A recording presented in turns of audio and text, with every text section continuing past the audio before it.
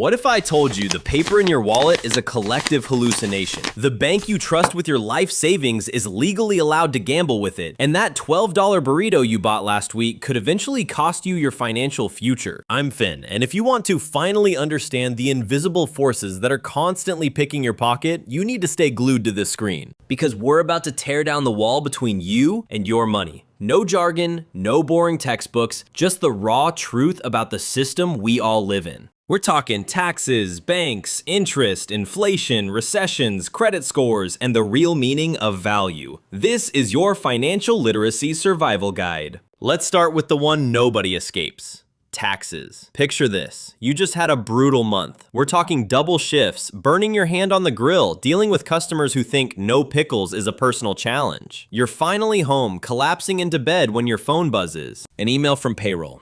Your statement is ready. Your heart leaps. $2,000 deposited. But you open your banking app and the dopamine rush dies instantly. Your balance only went up by $1,456. You scroll down the digital pay stub and there they are. Federal income tax, state tax, Social Security, Medicare.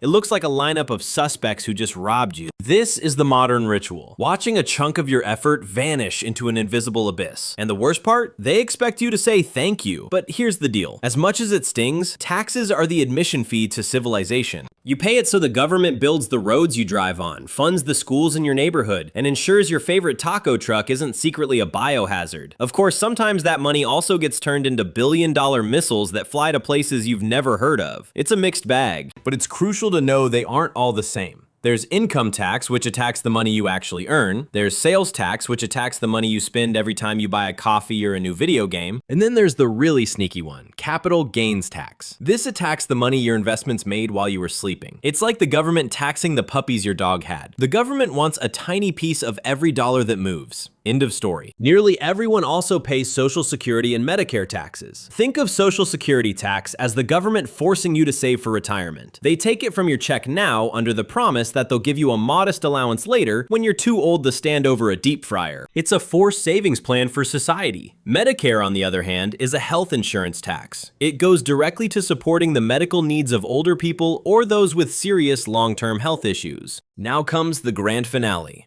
Filing your taxes. This is where the system gets almost comically absurd. The government, through your employer, already knows exactly how much you made. They technically know how much you owe, but instead of just sending you a bill, they make you guess. They make you spend hours or hundreds of dollars to an accountant to tell them what they already know. If you guess right, no worries, you live to see another day. If you guess wrong, you're cooked. Audits, penalties, the works. When it comes to actually paying, some people pay every few months, some pay yearly, and then there are those people who don't pay at all and end up as the villain in a documentary you watch on Netflix. Look, I get it. Taxes are annoying. They feel like a punishment for participating in the economy. But it's not all bad. There's a reason countries with the highest tax rates, like Denmark or Norway, consistently rank as the happiest places on earth. They have free healthcare, free education, safe streets. You get what you pay for. It's just up for debate whether your government is spending that money wisely. Okay, let's move from the government to the place you trust to keep your cash safe.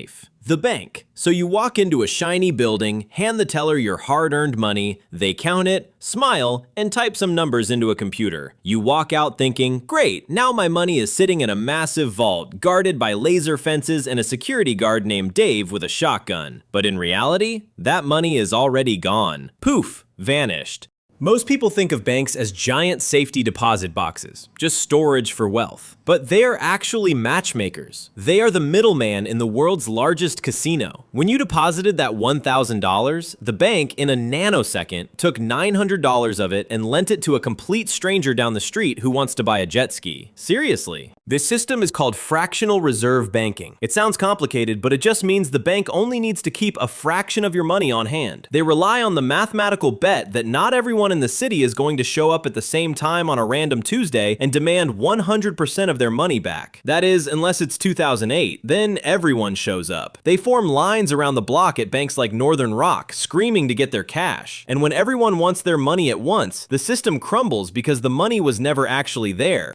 So how do banks make money? It's beautifully simple. They borrow money from you, paying you a tiny interest rate like 0.5% on your savings. Then they lend that same money to the jet ski guy, charging him 15% interest. You are the supply, the borrower is the demand, and the bank skims the difference. They entice you to play along with convenience. It's easier to use a card than cash, and with insurance. In the US, most banks are FDIC insured up to $250,000 per person. That means no matter what happens, even if the bank burns to the ground and the jet ski guy never pays his loan, the government steps in and guarantees your money up to that $250,000. It's safer than a shoebox under your bed. But remember, the bank isn't your friend. It's a business and you are the product.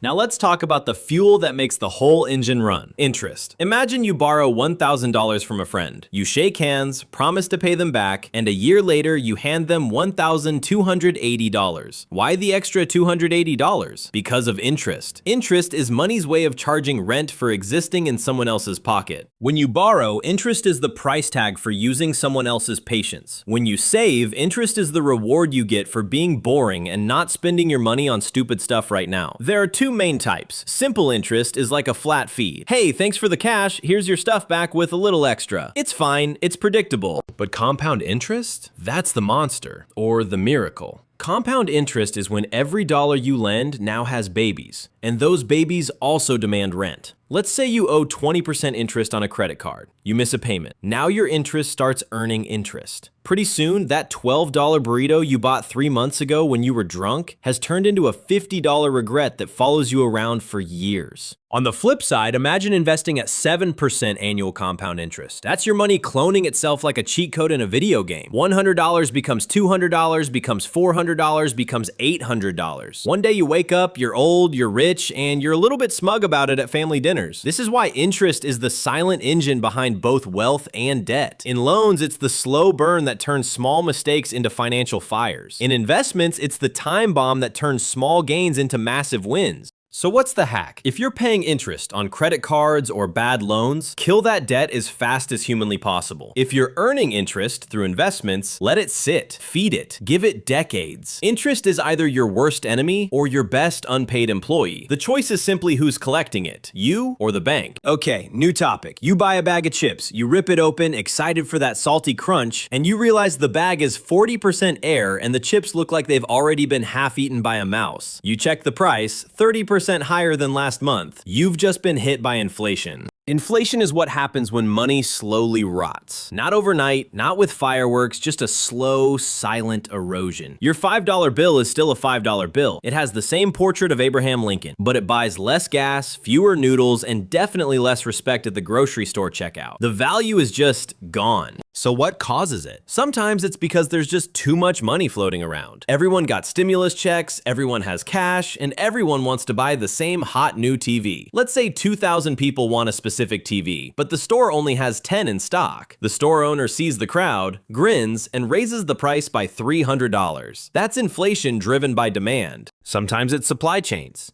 If a hurricane knocks out a factory in Vietnam that makes sneakers, the cost of producing those sneakers goes up, so the price you pay at the mall goes up. And sometimes, it's just about vibes. If people think prices are going to rise next month, they rush out to buy stuff today, which drives prices up faster. It's a self-fulfilling economic prophecy. A little inflation, like 2% a year, is actually normal, even healthy. It encourages spending and keeps the economy moving. But when it spikes, like it did recently, your savings die a slow death and your wages can't keep up. Suddenly, you're making the same money but living a worse life. The government fights inflation by raising interest rates. Think of it like this. When the government raises rates, borrowing money becomes more expensive. Businesses stop expanding. People stop buying houses. And everyone pulls back on spending. This reduces the demand for stuff, which forces prices to cool down. It's like putting the economy in an ice bath. And sometimes, that ice bath leads to a recession. A recession is when the economy shrinks for at least 6 months in a row. One day you're fine. You have a job, bills are paid, you're planning a trip to the beach with the family. Suddenly there are whispers of layoffs. Your boss looks stressed, the stock market is bleeding red. In a recession, jobs vanish. Companies panic. They cut costs. Everyone stops buying stuff they don't need. No new phones, no new cars, no overpriced sneakers. They just hoard cash and wait. Why does it happen? It could be a range of things. High interest rates making borrowing too expensive, a global crisis like a war or a pandemic, or it could just be the economic cycle doing what it does best. Think of the economy as a house party. In the boom phase, everyone's dancing, the drinks are flowing, and someone's standing on the coffee table. Then the lights flicker. Someone checks their bank account. Suddenly, the DJ is playing sad, lo-fi beats about corporate downsizing. The party's over.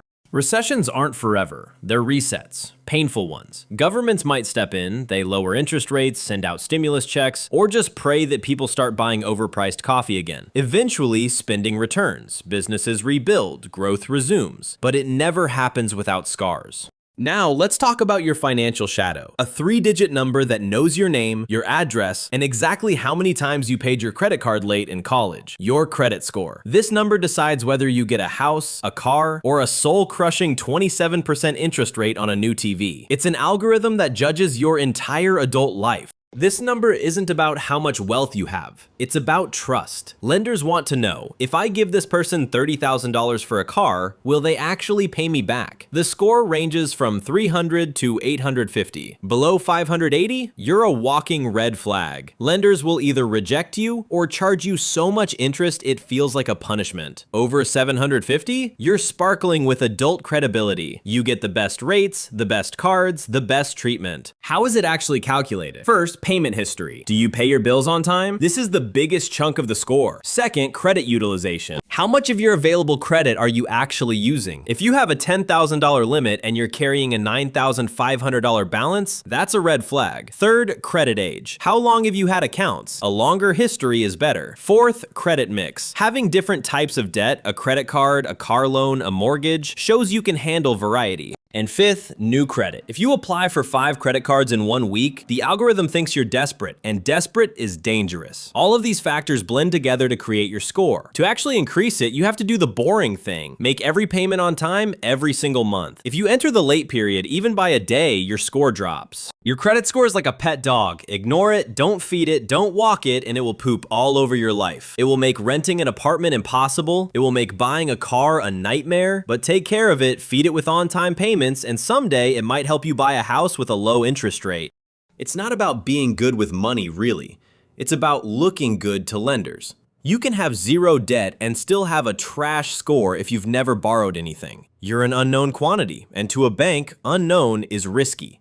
So yes, the game is rigged. The system forces you to play with debt. But if you learn the rules, you can rig it back in your favor. Here's the part that genuinely blows people's minds. The weird part about currency is that it's actually not real. Humans invented money to make trading easier. It's a tool. There's no more legitimacy between a dollar bill and a Bitcoin than there is between a dollar bill and a stick you found on the ground. The only reason a dollar bill can buy a sandwich and a stick cannot is because we as a society have collectively agreed that the green piece of paper is worth something. It's a shared hallucination. If that belief breaks, the whole system wobbles. The government prints it, central banks regulate it, and we trade it. The reason banks have to regulate it is because if the government prints too much, you get hyperinflation. Your money becomes monopoly money. You need a wheelbarrow of cash to buy a loaf of bread. But if they make it so there's too little money, nobody can afford to live and the economy freezes. Currency is a social contract. It's a balancing act built on trust. So you know inflation is slowly eating your cash. The only way to fight back is investing. Investing is when your money stops sitting on the couch playing video games and starts going to the gym. Instead of trading your time for money, you're trading money for more money. The catch? Risk. What can you buy? Stocks. Tiny ownership slices of companies. If the company grows, your slice gets bigger. Bonds. You loan money to a government or corporation and they pay you back with interest. Funds. Collections of stocks and bonds so you don't have to gamble on just one company. Real estate. Buying a box and hoping someone else pays you to live in it forever. Investing isn't about being lucky. It's about being early, being diverse, and being patient. Most millionaires didn't win the lottery. They just gave compound interest 30 years to cook. Markets go up, markets go down. That's the price of admission. But the real danger isn't losing money in the stock market. The real danger is never investing and watching inflation quietly steal your future from a savings account that pays 0.01% interest. Now, let's talk about the secret ingredient to all of this: value. Imagine you pick up a rock. It's just a rock. Now imagine that rock is shiny and yellow, gold. Gold is not actually worth more than the average rock. It's just worth more to us because we decided it is. We value its rarity and its shine. Understanding this is how people get rich. If you provide a lot of value, you will earn a lot of money. Steve Jobs created the iPhone. He created something with massive value. So millions of people gave him money for it. Same reason doctors and lawyers earn so much. The value they provide is huge and people are willing to pay for it. Value is why Gucci can sell the same handbag as Target but charge 100 times the price. People perceive it as more valuable, so it is. If you can figure out how to create value, real or perceived, you can make a lot of money. If you can't, you'll always be trading hours for dollars. Finally, the most valuable asset in the world, time. The best part? Almost everyone starts with a lot of it. You probably have decades left, but nobody gets an unlimited supply. Most people trade time directly for money. 1 hour, 1 paycheck. Simple math. The top earners figured out how to make their time worth millions. They use skills, they use leverage, they use systems, but nowhere does time work harder than in investing. There is no greater force in wealth building. Not luck, not your salary, time. Wealth isn't built in days, it's built in decades. Money that sits quietly in an investment doesn't just grow, it multiplies. Slowly at first, then faster. That's why ordinary people with modest paychecks can retire with 7 figures. They didn't beat the system, they didn't get lucky, they just used the system. They let time do the heavy lifting. A little money invested consistently, given enough time, becomes a lot of money. The only question is, will you start today or will you wait until it's too late? I'm Finn, and I'll see you in the next one.